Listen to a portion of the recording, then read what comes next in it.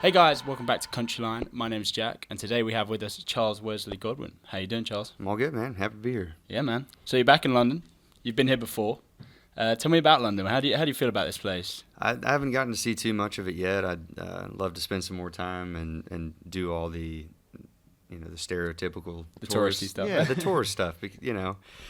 I would really like to do that sometime, but just haven't had the time yet. But I did go for a nice run along the river this morning, and that was really nice. Got to see about 5 miles of the city and cross it, run some pretty bridges and stuff. We had a great restaurant last night in Kensington, and it's beautiful. Heard opera music live. Oh, really? For the first time. Yeah. We were we were just kind of meandering our way through Kensington last evening, and we went up, some really, some beautiful homes, and there was this park, and there was this venue up at the top of the park, and there was they were rehearsing for like an opera show. Right. So they had a string section, and there was an opera singer singing, and I could hear. So you just happened to stumble upon it. Yeah, it was on the other side of this wall, but I could hear it, and I never heard it live before. That was really something. I mean, when you've been to London in the past, have you checked out much live music or? Well, I was only here in May, and I got in. I mean, we got in the morning. I did get to see Hyde Park a little bit there across from Royal Albert Hall, and then we played the show, and then we had to head to Manchester that night. Right. So you haven't had the time to sort of properly check things out. Still have not had the time. There's a lot to see. Get a feel for the city. Yeah, definitely. But man, I really enjoy it. It's a beautiful city. And obviously the food's awesome. Really cool cars. You know what I mean? When you're in this part of London, I suppose some cool stuff that you don't even see in New York, honestly. And then I'm big into watches, and there's a watch that when I get a few days here, I'm gonna go shopping for and stuff. There's this Omega model that was issued to the RAF during the war, and I'd like to. Have see you got if I can quite get my hands quite on the one. collection of watches? It's going on. Just getting started. You know what I mean? Yeah. But London's the place for that. But that's that's something that I would really enjoy getting to do over here. So when I get some more free days, tour some of the museums, go see the Palace and the London Bridge and all that, and then go looking for some cool antique watches that well, I was gonna the say, RAF used to wear. You're an Appalachian man through and through. You're from a small town, Morgantown, right? Mm-hmm. West Virginia. What's it like coming to these big cities and playing these shows to all these people? Because you've come from small towns where they're playing in bars. That's a big hop. And over the years, I'm sure you felt that gradual change. Can we hear a little bit about that? Yeah, it's really nice to be able to you fly across an ocean for the first time, and there's a 1,500 people that want to hear your music, and people that have had it as their first dance over here. Wow. And stuff. You know what I mean? It's kind of hard for me to wrap my mind around that. I really appreciate it, and it's really kind of hard for me to believe.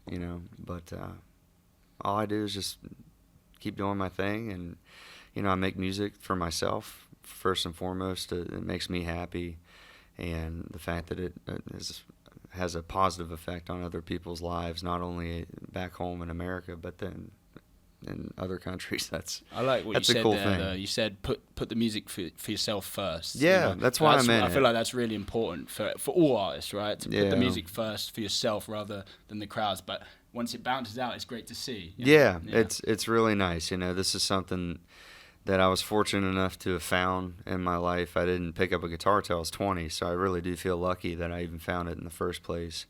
And it's something that brings me joy and happiness, and the fact that it makes other people happy too. That's just a icing on the cake. Absolutely, yeah.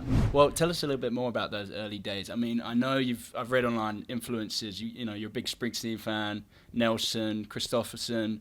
Tell us a little bit about those early days influences and who was driving the kind of energy when you were young and trying to get out there. Yeah, the whole reason I picked up a guitar was the Avett Brothers. Oh, wow. Okay. I watched them play at the Grammys. It was February 2011. I was a freshman I was a freshman at WVU. Mm-hmm. And, after that, I was like, maybe I should pick up a guitar as a hobby. That'd be something good to fill some free time.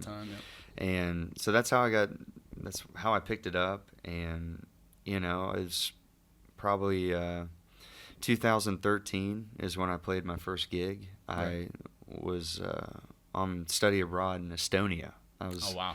That's quite the trip. Estonia's college town. It's Tartu. And kind of fell into playing gigs. I got my first gig there. And so your first gig wasn't actually in America? Mm-mm. It was in Estonia? No. Wow. No, when I left West Virginia to go on that study abroad, I still had no intention of ever playing or singing in front of people. Wow. It was just meant to be like a hobby. Yep. Like, that would be something productive I could do in the evening. But that was the easiest money I'd ever made. My first gig was 20 minutes, and I made €150. Wow. And, you know, I had a lawn business growing up and worked at a golf course and stuff, and I never made money that quick. Yeah. Have you got fans in Estonia now?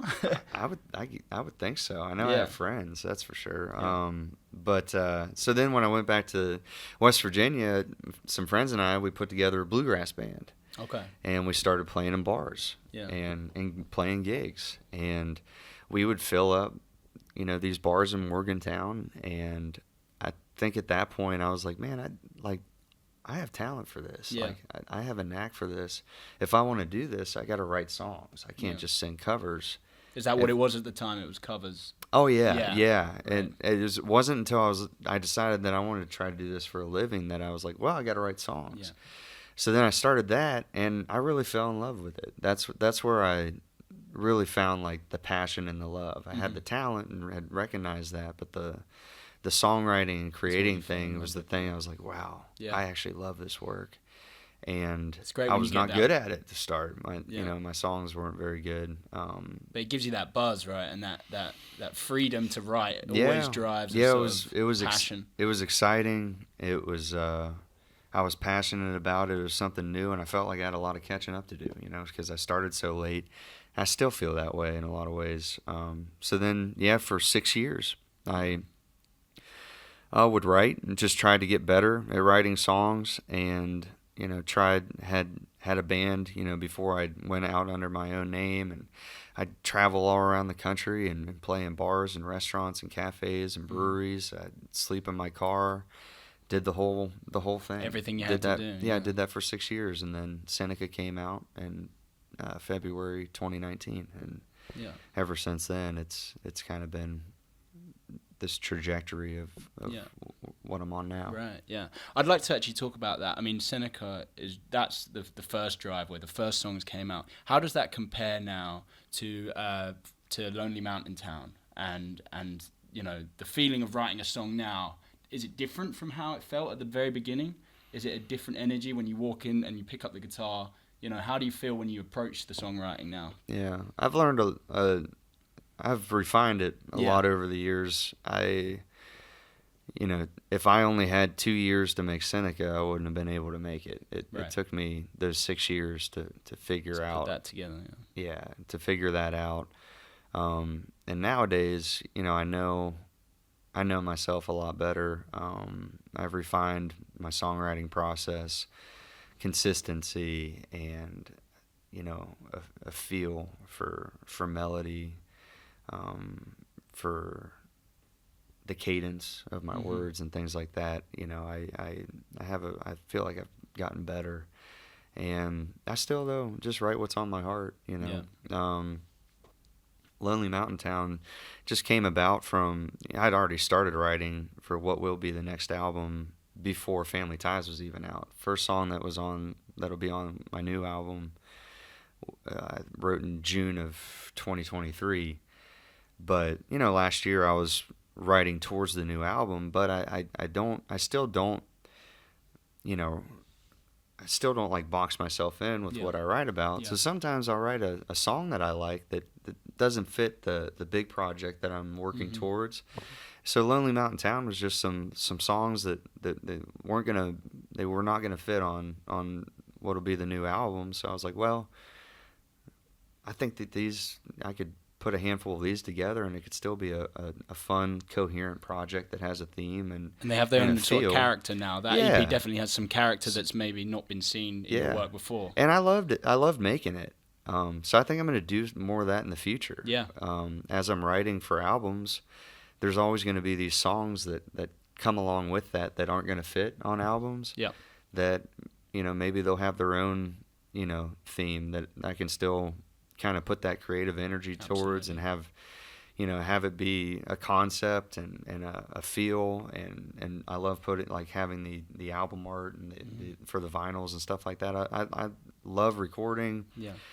That's all the stuff, the part about this that I really enjoy. So, yeah, Lonely Mountain Town was the first, but it certainly will not be like the last EP that I make, because I feel like it's a great way to use songs that otherwise I don't think would see the light of day. Definitely. Can I actually quickly ask you about the new album? Sure. Yeah, let's hear a little bit about that before we go. Yeah. I'm working on it now. Yeah. And Are you working on it in West Virginia?